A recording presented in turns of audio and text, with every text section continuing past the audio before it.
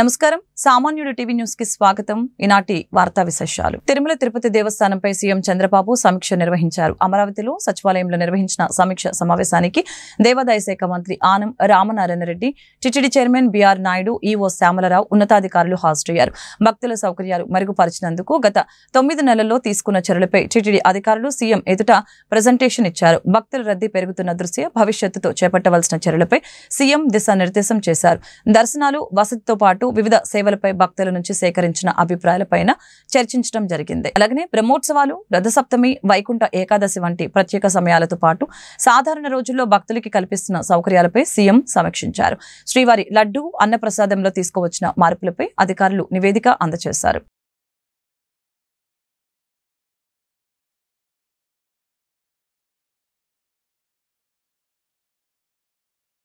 యువగలం పాదయాత్ర సమయంలో ప్రజల కష్టాలని నేరుగా చూశానని ఏపీ మంత్రి నారా లోకేష్ తెలిపారు. గత 5 ఏళ్లు రాష్ట్రంలో విధ్వంస పాలన కొనసాగిందని చెప్పారు.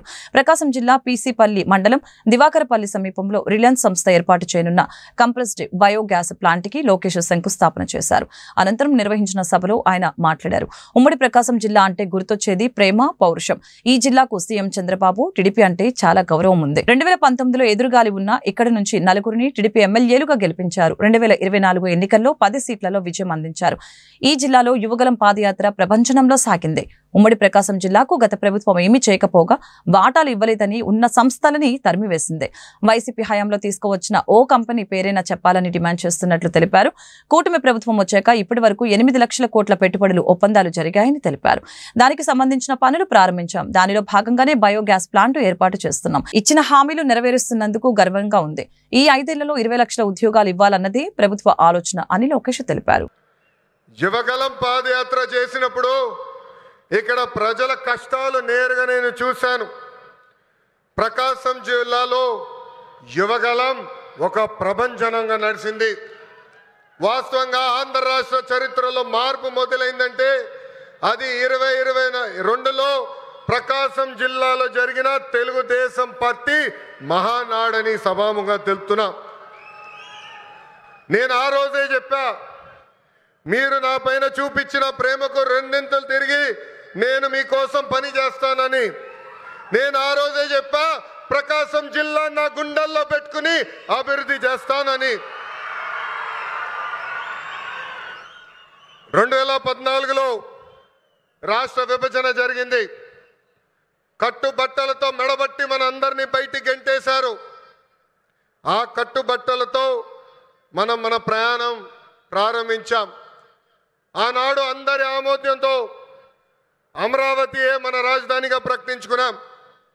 ఒకే రాజధాని, అభివృద్ధి వికేంద్రీకరణ నినాదంతో మన ప్రభుత్వం పనిచేసింది. అనంతపురానికి ఆటోమోటివ్ కంపెనీలు తీసుకొచ్చాం. చిత్తూరు, కడప జిల్లాకి ఎలక్ట్రానిక్స్ కంపెనీలు తీసుకొచ్చాం. కర్నూలు జిల్లాకి విద్యుత్, సోలార్ కంపెనీలని తీసుకొచ్చాం. ఇంకో పక్కన ప్రకాశం జిల్లాకి అతి పెద్ద పేపర్ మిల్ తీసుకొస్తే గత ప్రభుత్వం ఆ కంపెనీని తరిమేసింది. అంతేకాదు ఉభయ గోదావరి జిల్లాలకి పెద్ద ఎత్తున ఆక్వా రంగాలను ప్రోత్సహించాం. ఇంకా ఉత్తరాంధ్రని, విశాఖపట్నాన్ని ఏకంగా ఐటీ ఫార్మా హబ్గా కూడా మనం తయారు చేసుకున్నాం. ఇంకా 2019 నుంచి 24 వరకు ఏం జరిగిందో నాకన్నా మీకే బాగా తెలుసు. ఆంధ్ర రాష్ట్రంలో ఒక విధ్వంస పాలన నడిచింది. కొత్త కంపెనీలు తీసుకురాకపోగా ఉన్న కంపెనీల్ని పక్క రాష్ట్రానికి తరిమేసే పరిస్థితి. ఒక లూలు, అమర్ రాజా, హెచ్ఎస్బిసి లాంటి సంస్థల దగ్గర నుంచి చివరి జాకీ కంపెనీ దగ్గర నుంచి కూడా వాటాలు ఇవ్వలేదని వాళ్ళని తరిమేసే పరిస్థితి మనందరం చూసాం.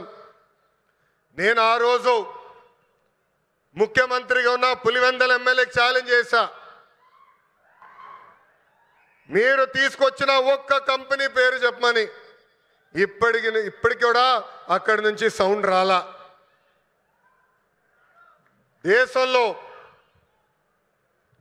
దేశంలో ఎప్పుడు జరిగిన విధంగా చైన్ స్నాచింగ్లకు పాల్పడుతున్న 2 నిందితుల్ని నల్లపాడు పోలీసులు అరెస్టు చేశారు. నిందితుల వద్ద నుంచి 32 లక్షల విలువైన 390 గ్రాముల బంగారు ఆభరణాలను స్వాధీనం చేసుకున్నట్లు గుంటూరు జిల్లా ఎస్పీ సతీష్ కుమార్ తెలిపారు. సాంకేతిక పరిజ్ఞానం, సీసీ కెమెరాల ఆధారంగా నల్లపాడు పోలీసులు నిందితుల్ని చాకచక్యంగా అరెస్టు చేశారని చెప్పారు. నేరాల నియంత్రణకి నిఘాను మరింత పటిష్టం చేస్తామని చెప్పారు. బుధవారం గుంటూరు జిల్లా ఎస్పీ కార్యాలయంలో ఏర్పాటు చేసిన మీడియా సమావేశంలో చైన్ స్నాచింగ్లకు పాల్పడిన నిందితుల్ని చోరీ సొత్తుని హాజరుపరిచారు. ఈ సందర్భంగా ఎస్పీ మాట్లాడారు. టైలర్ గా పనిచేస్తున్న శ్రీను, ఆటో డ్రైవర్ గా అన్నపురెడ్డి శివ, సుబ్రహ్మణ్యం కలిసి 13 చోట్ల చైన్ స్నాచింగ్లకి పాల్పడ్డారని చెప్పారు. ఆర్థిక ఇబ్బందుల కారణంగా చోరీలకి అలవాటు పడినట్లు తమ విచారణలో వెల్లడైందని వివరించారు. ఈ ఫస్ట్ మనం వల్లేపు శ్రీనుని మనం అరెస్ట్ చేస్తాము. మనం లాలాపేటలో దాన్ని బేస్ చేసుకుని A1 వసంతరాయపురం అరుందల్పేట లిమిట్స్లో A1ని కూడా అరెస్ట్ చేస్తాము. వీళ్ళ దగ్గర టోటలీ వీళ్ళు 2022 లాస్ట్ అక్టోబర్, నవంబర్ నుంచి అఫెన్సెస్ చేస్తున్నారు. ఫస్ట్ చీరాలలో స్టార్ట్ చేశారు. చీరాల 1 టౌన్ 2 టౌన్లో అఫెన్స్ చేశారు బాపట్ల డిస్ట్రిక్ట్లో. తర్వాత టోటలీ 11 అఫెన్స్ గుంటూరులో చేశారు. Guntur town, Tenali town totally అన్నీ కలిపి 13 కేసెస్ రిజిస్టర్ చేయడం జరిగింది. Total over the last 420 grams of gold వీళ్ళు స్నాచింగ్ చేయడం జరిగింది. దానిట్లో మనం ఇప్పుడు 390 grams రికవరీ చేయడం జరిగింది. So it is around 32 lakhs. వీళ్ళు బోత్ శివసుబ్రహ్మణ్యం అండ్ వల్లేపు శ్రీను ఇతరికి కూడా ప్రీవియస్ ఆఫ్ కేసెస్ ఏమీ లేదు. వీళ్ళకి ఏంటంటే వీళ్ళిద్దరు కూడా 2017లో ఒక సినిమాలో కలుస్తారు. అప్పుడు నుంచి కూడా ఈ వల్లేపు శ్రీను అంటే ఆటో డ్రైవర్ ఎవరు ఉన్నారో, శివసుబ్రహ్మణ్యం ఉన్నారో, వాళ్ళ డ్రెస్ అన్ని స్టిచ్ చేయడానికి వల్లేపు శ్రీను దగ్గర ఇస్తుంటారు. ఇలాగా ఫ్రెండ్షిప్ పెరిగింది. అప్పుడు ఇతరులకు కూడా అప్పులు ఉండడం, ఇది ఎలాగా తీర్చుకోవాలని చెప్పి ఆలోచించినట్టు అప్పుడు ఈ క్రైమ్ అనేది స్టార్ట్ అవుతుంది. ఎందుకు చెప్తున్నానంటే ఒక అనాలిసిస్ అంతే, జనరల్లీ ఫ్యాక్ట్స్ మాత్రం చెప్పకుండా ఎలాగ ఒక క్రైమ్ అనేది ఎలాగ స్టార్ట్ అవుతుందంటే ఇలాగ స్టార్ట్ అయింది. దీంట్లో వాళ్ళు జనరల్లీ వీళ్ళు మోడస్ ఆపరెండి ఎలాగా చేస్తారంటే ఈవినింగ్ టైం అరౌండ్ 4 o'clock వస్తారు. దీంట్లో అఫెన్స్ చేసినదన్నీ కూడా tailor Vallepu Srinu bike, Jupiter bike ఒకటి ఉంటాయి, దాంట్లోనే అఫెన్స్ చేశారు. తర్వాత ఆటో డ్రైవర్ మన ఆటో దానిట్లో అంటే వచ్చి మళ్ళీ ఆటోలో వెళ్ళిపోవడం, అలాగా చాలా డైవర్షన్ టాక్టిక్స్ వాడుతుంటారు. దానివల్ల ఫర్ ద పాస్ట్ 2.5 years కూడా వీళ్ళని మనం ట్రేస్ చేయలేకపోయాము. సో ఇప్పుడు ఈ నల్లపాడు అఫెన్స్ జరిగినప్పుడు నుంచి ఆ అఫెన్స్ని బేస్గా పెట్టుకుని Nallapadu CI and team, SDPO south, CI Nallapadu and team దీనికి కంటిన్యూస్గా ఒక టీంని పెట్టేయడం వల్ల ఇది క్రాక్ చేయగలిగాము. ఇది కూడా మళ్ళీ గ్యాప్ పడిందంటే మళ్ళీ కష్టం అయిపోయి ఉండేది. సో అదే వాళ్ళు success for the past 2.5 years. So this is the case. 390 grams వరకు మనం రికవరీ చేయగలిగాము. వీళ్ళకి ప్రీవియస్ అఫెన్సెస్ ఏమి లేదు. So this is the overall point. అంటే రీసెంట్ టైమ్స్లో మనం additional SP crimes and team and even ప్రతి ఒక్క ప్రాపర్టీ అఫెన్స్ కూడా సీరియస్గా తీసుకుంటున్నాము. తెనాలిలో ఒక 160 grams, ఈవెన్ తాడేపల్లిలో కూడా ఒక 120 grams, అదొక 10 lakhs, అదొక 16 lakhs. లాస్ట్ 2 monthsలో ఈ థర్డ్ స్నాచింగ్ గ్యాంగ్ని మనం పట్టుకోవడం జరిగింది. ఓవరాల్ మనకి దీంట్లో 390, దాంట్లో 160, 550 అండ్ 110, ఆల్మోస్ట్ 660 grams. అంటే స్నాచింగ్లో మనకు అంత రికవరీ చేయడం అనేది జనరల్లీ తక్కువ ఉంటాయి. సో అది కాకుండా స్నాచింగ్ రీసెంట్ టైమ్స్లో స్నాచింగ్ కూడా చాలా బాగానే కంట్రోల్ చేశాము. మాల ఐక్య సేవా సమితి వ్యవస్థాపక అధ్యక్షులు బండ్లమూడి స్టాలిన్ బాబు జన్మదిన వేడుకలు ఘనంగా జరిగాయి. గుంటూరు లాడ్జ్ సెంటర్లోని అంబేద్కర్ విగ్రహం వద్ద పలు దళిత ప్రజా సంఘాల నాయకులు కేక్ కట్ చేసి జన్మదిన శుభాకాంక్షల్ని తెలియజేశారు. దేవుడు దీర్ఘాయుష్యు, నిండు నూరేళ్ల ఆయురారోగ్యాలతో కుటుంబ సమేతంగా సంతోషంగా ఉండాలని వారు కోరారు. కార్యక్రమంలో మాజీ గుంటూరు జిల్లా గ్రంథాలయ సంస్థ చైర్మన్ బత్తుల దేవానంద్, పలు దళిత సంఘాల నాయకులు యమర్తి రాజు, నల్లపు నీలాంబరం, డేవిడ్ విలియమ్స్, దాసరి కిరణ్, హైదరాబాద్, ఉప్పు చిన్న, దార్ల చిన్న తదితరులు పాల్గొన్నారు. అందరికీ ధన్యవాదాలు. మరి యమర్తి రాజు నా తమ్ముడు పుట్టినరోజు సందర్భంగా అందరినీ గ్యాదర్ చేసి ఈ విధమైన పుట్టినరోజు నాకు చేసుకోవాలన్నా అని చెప్పి అన్నీ ఏర్పాటు చేసి నన్ను పిలవడం జరిగింది. మన రాజుగారికి ధన్యవాదాలు చెప్తూ అంబేద్కర్ ఆశయాలను ముందుకు తీసుకెళ్లే క్రమంలో ఏమాత్రం వెనకాడనని, చాలామందికి ఇప్పుడు ఆ మాల ఐక్య వేదిక అంటున్నారు. నా మాల ఐక్య వేదిక కాదు, మాల ఐక్య సేవా సమితి నా సంఘం రిజిస్ట్రేషన్. అది బండ్లమూడి స్టాలిన్ బాబు, స్టాలిన్ మాల ఐక్య సేవా సమితి. అది మనలో తెలియదు, కాదే ఏదో మాల ఐక్య వేదిక అన్నారు.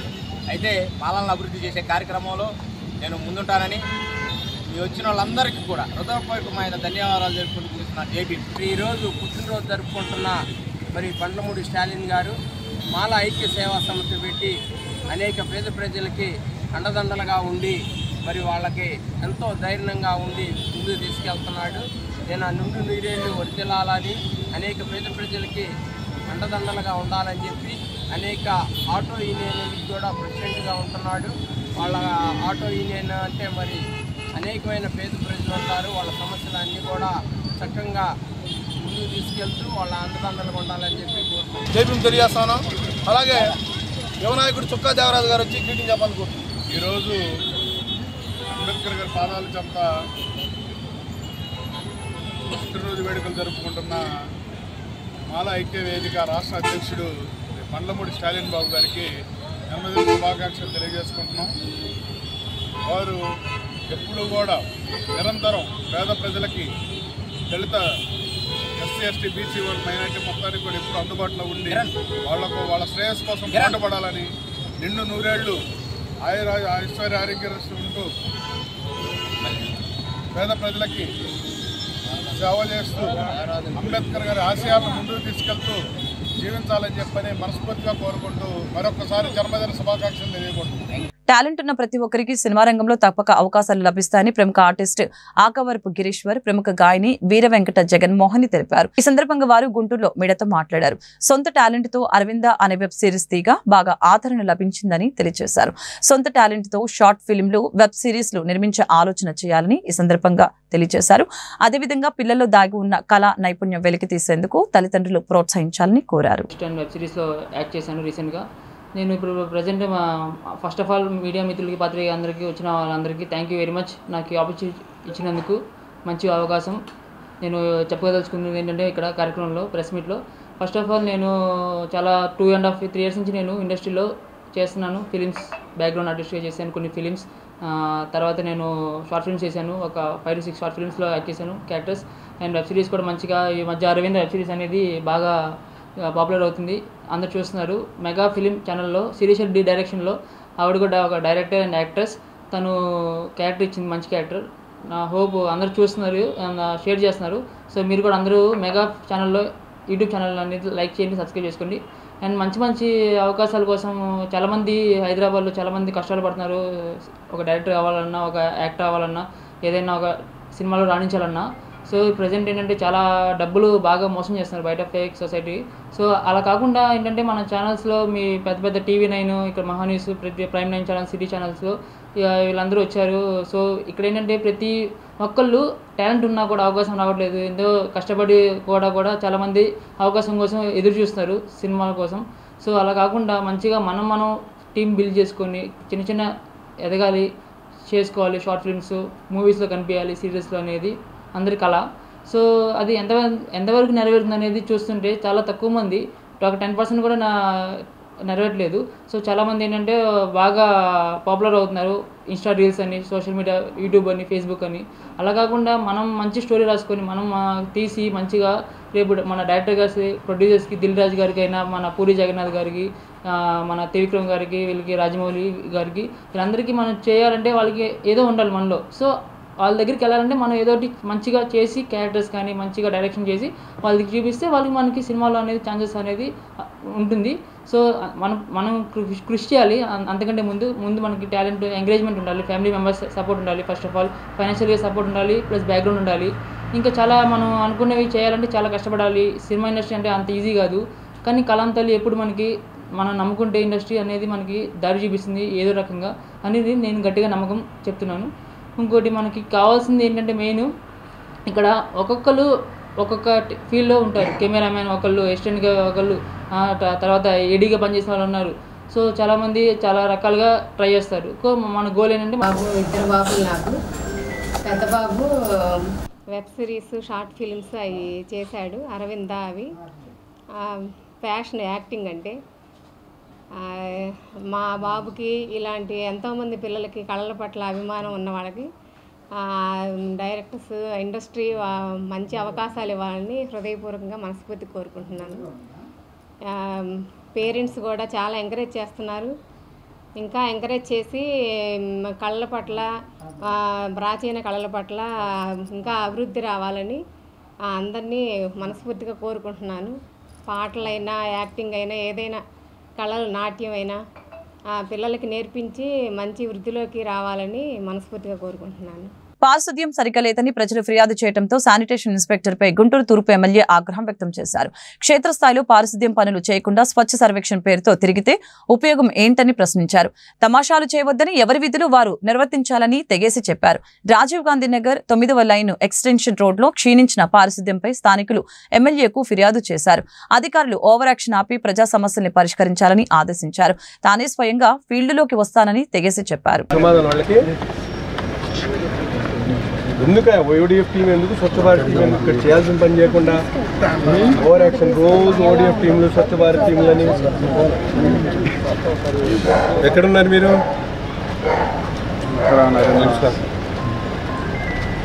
ఎక్కడున్నారు? ఏమన్నా ఇప్పుడు మీ దాంట్లో ఇప్పుడు శివనాగరాజు కాలనీ దీంతో మీదేగా ఏరియా 2 పండగలు పోయినాయి. జనాలకు కనీసం శానిటరీ కూడా ఇవ్వకపోతే మీరు ఎందుకండి ఇక్కడ ఉద్యోగాలు చేయడం?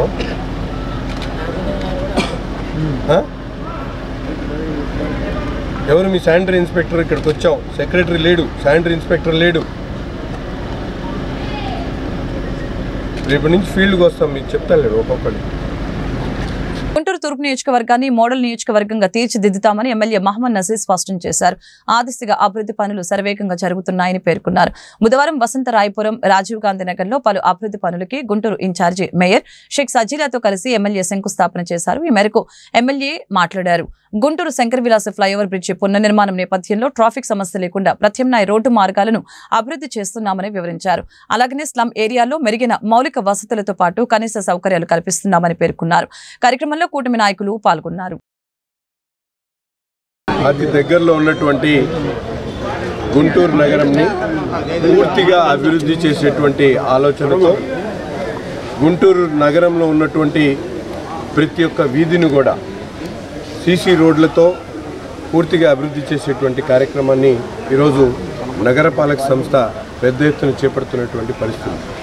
ఈ నియోజకవర్గంలో, గుంటూరు తూర్పు నియోజకవర్గంలో గతంలో వేయలేనటువంటి రోడ్లన్నీ కూడా డ్రైన్ టు డ్రైన్ వేసేటువంటి కార్యక్రమం తీసుకొని పెద్ద ఎత్తున అభివృద్ధి చేసేటువంటి కార్యక్రమాలు. ఎందుకంటే రాబోయేటువంటి రోజుల్లో అరండల్పేట బ్రిడ్జ్ ఏదైతే నిర్మాణం జరుగుతూ ఉందో దానికి ఏదైతే అడ్జసెంట్గా ఉన్నటువంటి రోడ్స్ అన్నీ అభివృద్ధి చేయాలనే ఆలోచనతో ముఖ్యంగా వసంతరాయపురం ప్రాంతం నుంచి హెవీగా ట్రాఫిక్ వెళ్ళేటువంటి అవకాశాలు ఉన్నాయి కాబట్టి ఇవన్నీ కూడా పెద్ద పెద్ద రోడ్లు చేసుకోవడం ముఖ్యంగా. అంతేకాకుండా రాజీవ్ గాంధీ నగర్లో స్లమ్గా ఉన్నటువంటి రాజీవ్ గాంధీ నగర్ని దఫాలుగా అభివృద్ధి చేస్తూ ఈరోజు 75 లక్షల రూపాయలతో అక్కడ కూడా సీసీ డ్రైన్స్ ఏర్పాటు చేసేటువంటి కార్యక్రమాన్ని తీసుకోవడం జరుగుతూ ఉంది. మారుమూల ఏదైతే శివారు ప్రాంతాల్లో కూడా అవసరమైనటువంటి మౌలిక వసతులు కల్పించే దాంట్లో క్షేత్రస్థాయిలో కూటమి నాయకత్వం అందరూ కూడా ప్రజలతో మమేకమై ప్రతి ఒక్క కార్యక్రమాన్ని కూడా అభివృద్ధి పదంలో ఈ నగరాన్ని తీసుకుని వెళ్ళడానికి పూర్తిగా చిత్తశుద్ధితో ముందుకు సాగుతూ ఉన్నాం. ఇక్కడ పడితే అక్కడ గుంటలు పడిపోయి చాలా ఇబ్బందిగా ప్రజల ట్రాఫిక్ సమస్యలు ఉన్నాయని ప్రతి ఒక్కరు చెప్తున్నారు. కాబట్టి ఈ యొక్క మంచి ప్రభుత్వం, కూటమి ప్రభుత్వం వచ్చిన తర్వాత ప్రజలకి ఏ ఇబ్బంది కలగకూడదు అని డెవలప్మెంట్ అభివృద్ధి దశలో ముందుకు దూసుకుపోతున్నారు. ప్రతి ఒక్క వార్డులో ప్రతి ఒక్క చోట కూడా సీసీ రోడ్స్ కానివ్వండి, డ్రైన్స్ కానివ్వండి, ప్రతి ఒక్కటి కూడా నగరపాలక సంస్థ ద్వారా, కమిషనర్ గారి ద్వారా, ఎమ్మెల్యే నసీర్ అహ్మద్ గారి ద్వారా ప్రజలకు ఇబ్బంది కలగకుండా ఈ కూటమి ప్రభుత్వం అభివృద్ధి దశగా ముందుకు వెళ్తుంది. సీసీ రోడ్డుకి భూమి పూజ చేసుకోవటం చాలా సంతోషంగా ఉంది. రాబోయే రోజుల్లో శంకర్ విలాస్ ఫ్లైఓవర్ ఎప్పుడైతే భూమి పూజ చేసి ప్రారంభమవుతుందో ఆ ట్రాఫిక్ అంతా ముందుగానే ఇటు డైవర్ట్ అయ్యే అవకాశం ఉన్నందువల్ల ఈ రోడ్లన్నీ ముందస్తు ప్రణాళికతో అభివృద్ధి చేసుకోబోతున్నాం. కూటమి ప్రభుత్వం అంటేనే, చంద్రబాబు నాయుడు గారు అంటేనే అభివృద్ధికి brand ambassador. Madhurawada police station పరిధిలో దారుణం చోటు చేసుకుంది. స్వయం కృషి నగర్ లో ఓ అమ్మాయి ఆమె తల్లిపై ప్రేమోన్మాది దాడి చేశాడు. ఆ ఘటనలో తల్లి మృతి చెందగా కుమార్తెకు తీవ్ర గాయాలు అయ్యాయి. ఘటనా స్థలికి చేరుకున్న పోలీసులు దర్యాప్తు చేపట్టారు. స్థానికుల సమాచారం ప్రకారం మధ్యాహ్నం 12:30 సమయంలో ఓ యువకుడు బాధితురాలు దీపిక ఇంట్లోకి చొరపడి యువతి ఆమె తల్లిపై కిరాతకంగా కత్తితో దాడి చేసి పారిపోయాడు. ఈ ఘటనలో తల్లి లక్ష్మి అక్కడికక్కడే మృతి చెందగా తీవ్ర గాయాలైన దీపికను స్థానికులు ఆసుపత్రికి తరలించారు. ఆమె పరిస్థితి విషమంగా ఉన్నట్టు తెలుస్తుంది. దీపిక డిగ్రీ చదువుకొని ఇంట్లోనే ఉంటుంది. యువతిని ప్రేమించిన నవీన్ అనే వ్యక్తి ఈ దాడి చేసినట్లు పోలీసులు ప్రాథమికంగా నిర్ధారణకు వచ్చారు. దర్యాప్తులో భాగంగా బృందాలుగా ఏర్పడిన పోలీసులు నవీన్ కోసం గాలింపు చర్యలు చేపట్టారు. నిందితుడిని శ్రీకాకుళం సమీపంలో అదుపులోకి తీసుకున్నారు. ఘటన జరిగిన కొన్ని గంటల్లోనే నిందితుడిని పోలీసులు పట్టుకున్నారు. ప్రేమోన్మాది ఘాతుకంపై ముఖ్యమంత్రి చంద్రబాబు ఆవేదన వ్యక్తం చేశారు. బాధిత యువతికి మెరుగైన వైద్యం అందించాలని అధికారుల్ని ఆదేశించారు. నిందితులపై కఠిన చర్యలు తీసుకోవాలని పోలీసులను ఆదేశించారు. ఈ ఘటనపై హోంమంత్రి అనిత దిగ్భ్రాంతి వ్యక్తం చేశారు. విశాఖ సిపి శంకబ్రత బాగ్చితో ఫోన్లో మాట్లాడారు. బాధితురాలు దీపిక ఆరోగ్య పరిస్థితిపై ఆరా తీశారు. యువతికి మెరుగైన వైద్యం అందించాలని చెప్పారు. నిందితుడిని కఠినంగా శిక్షించాలని పోలీసులను మంత్రి ఆదేశించారు. అక్క వాళ్ళ పాప అబ్బాయి రిలేషన్లో ఉన్నారంట. సో అప్పటికి ఫ్యామిలీ కూడా ఒప్పుకున్నా సరే ఆ అబ్బాయి వచ్చి ఇలా చేయడం చాలా బాధాకరం. ఆ అమ్మాయి అయితే అసలు మా అక్క అయితే రక్తపు మడుగులో ఉందండి. అతను ఎక్కడ కట్ చేశాడో అసలు బ్రేక్ కోస్తాడని తెలుస్తుంది. అమ్మాయికి కూడా కోసేసాడంట. అమ్మాయి వచ్చి అలా రోడ్డు మీద పడిపోతే పోలీసు సార్ తీసుకెళ్లి గాయత్రి హాస్పిటల్లో జాయిన్ చేశారండి సార్. ప్రస్తుతానికి పాప అయితే సేఫ్గా ఉంది, కానీ అక్క అయితే చనిపోయింది సార్. ఇలాంటి నిందితులను కఠినంగా శిక్షించాలి సార్. సీఎం సార్ వరకు వెళ్ళాలి సార్. యాక్చువల్గా అదైతే లవ్ ఎఫెక్షనే, దానివల్ల ఏదో జరిగింది సార్. వాళ్ళ రిలేషన్లో ఉన్నారంట. అది ఫ్యామిలీ కూడా ఒప్పుకుంది సార్. ఒప్పుకున్నాక కూడా ఇలా చేశాడంటే అసలు ఇంకేమనుకోవాలో కూడా తెలియట్లేదు. ఏదైనా ఉంటే వాళ్ళ మధ్య ఉంటే అది కూర్చొని సెటిల్ చేస్తే. పాస్టర్ ప్రవీణ్ కుమార్ కి సంబంధించిన మరొక వీడియో వెలుగులోకి వచ్చింది. ప్రవీణ్ ఎన్టీఆర్ జిల్లా జగ్గేపేట సమీపంలోని ఫుడ్ ప్లాజా హోటల్ వద్ద ప్రమాదానికి గురైనట్లు తెలుస్తోంది. దీనికి సంబంధించిన సీసీ కెమెరా దృశ్యాలు బయటకు వచ్చాయి. గత నెల 24న హైదరాబాద్ నుంచి బయలుదేరి విజయవాడ మీదుగా రాజమహేంద్రవరం వెళ్తూ ఉండగా శివార్లలో ఆయన మృతి చెందిన విషయం తెలిసిందే. కేసు విచారణలో భాగంగా రాజమహేంద్రవరం పోలీసులు సీసీటీవీ ఫుటేజ్ ని సేకరించారు. ప్రవీణ్ ఫుడ్ ప్లాజా హోటల్ సమీపంలో రోడ్డుపై వెళ్తూ ఉండగా బైక్ అదుపు తప్పి పడిపోయినట్లు కెమెరాల్లో కనిపిస్తోంది.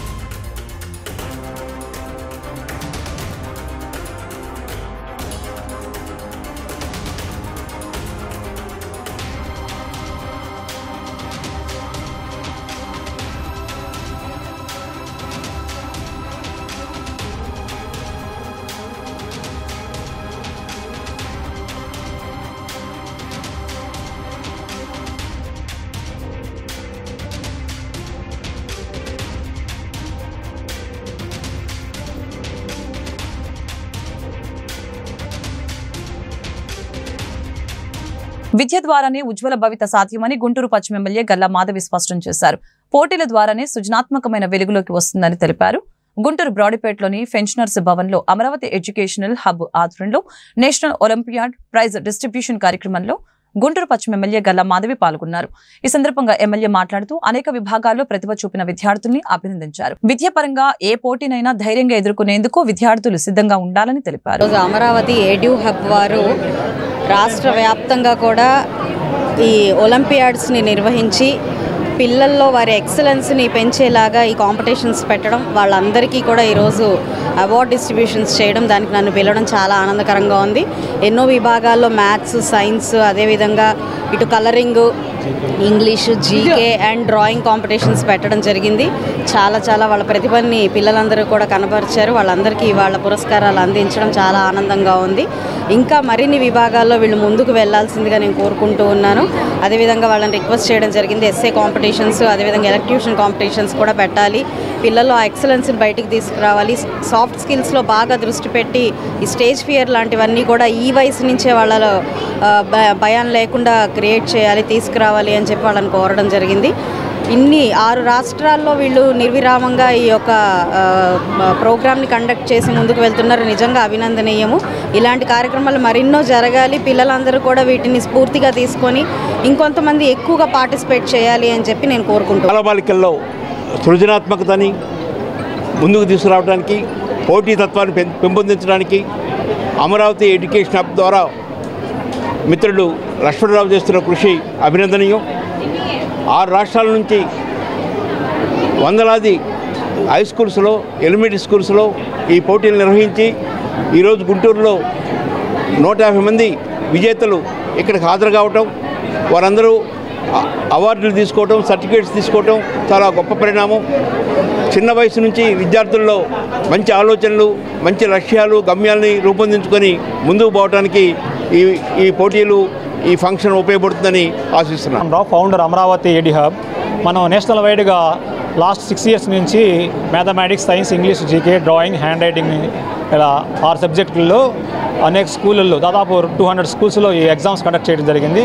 వాళ్ళలో టాపర్స్ని ఎవరైతే క్లాస్ వైజ్గా క్లాస్ 1 to 10th టాపర్స్ ఉంటారో వాళ్ళందరినీ 150 మెంబర్స్ ఇక్కడ ఈరోజు గౌరవ ఎమ్మెల్యే గారు, గుంటూరు వెస్ట్ మేడం గారు, చీఫ్ గెస్ట్ గారు ఆధ్వర్యంలో, లక్ష్మణ్ రెడ్డి గారు, డాక్టర్ పద్మిని గారి ఆధ్వర్యంలో మనం ఈరోజు prizes, cash prize, memento, medals ఇవ్వడం జరిగింది.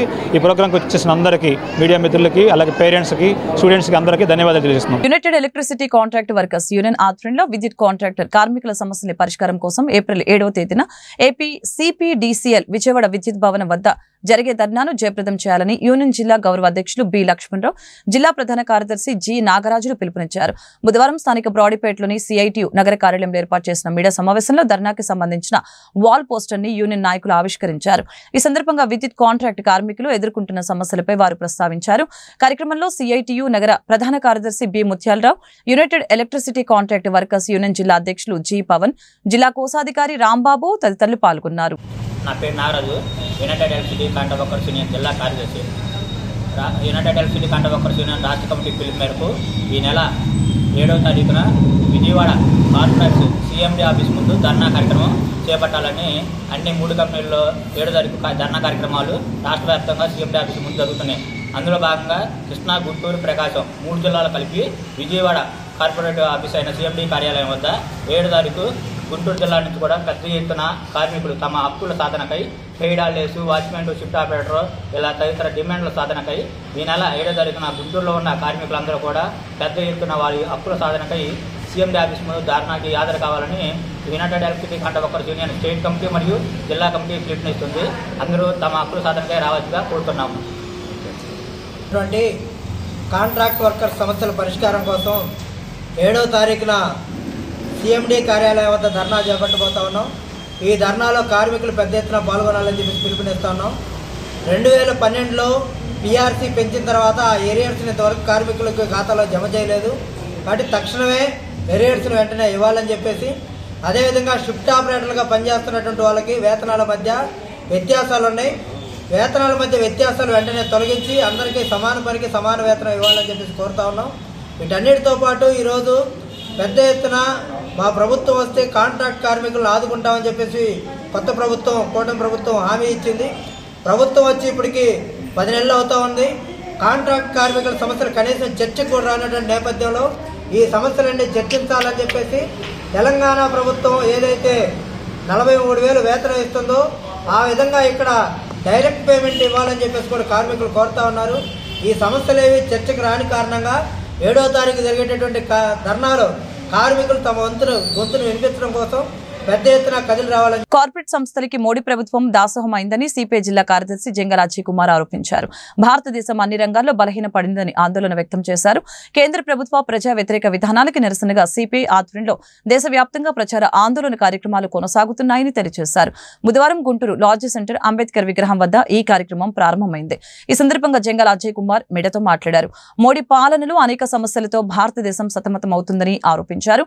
కార్యక్రమంలో సిపిఐ నగర కార్యదర్శి కోట మాల్యాద్రి, ఏఐటియుసి జిల్లా కార్యదర్శి మేడ హనుమంతరావు, సిపిఐ నగర కార్యవర్గ సభ్యులు ఆకిటి అరుణ్ కుమార్, జి సురేష్ బాబు, రావుల అంజుబాబు, మంగా శ్రీనివాసు, జి లక్ష్మి, రైతు సంఘం నాయకులు కంజుల విఠల్ రెడ్డి, సిపిఐ సీనియర్ నాయకులు నూతలపాటి వెంకటేశ్వరరావు, నగర సమితి సభ్యులు దూపాటి వెంకటరత్నం, ఎస్కే వలి, జంగల చైతన్య, ఆకిటి రామచంద్రుడు, పివి జగన్నాథం, ఇరిగినేని వెంకటేశ్వరరావు, కె రాంప్రసాద్, సురేష్, నారాయణ, వెంకటేశ్వర్లు తదితరులు పాల్గొన్నారు. 23 అమరజీవి సర్దార్ భగత్ సింగ్ వర్ధంతిని పురస్కరించుకొని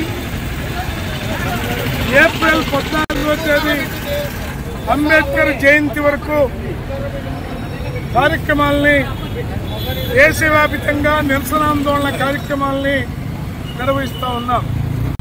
ఎందుకు ఈ నిరసనాందోళన కార్యక్రమం అంటే భారతదేశంలో ఉన్నటువంటి అన్ని వ్యవస్థల్ని నరేంద్ర మోడీ ప్రభుత్వం వస్తూ ఉన్నది.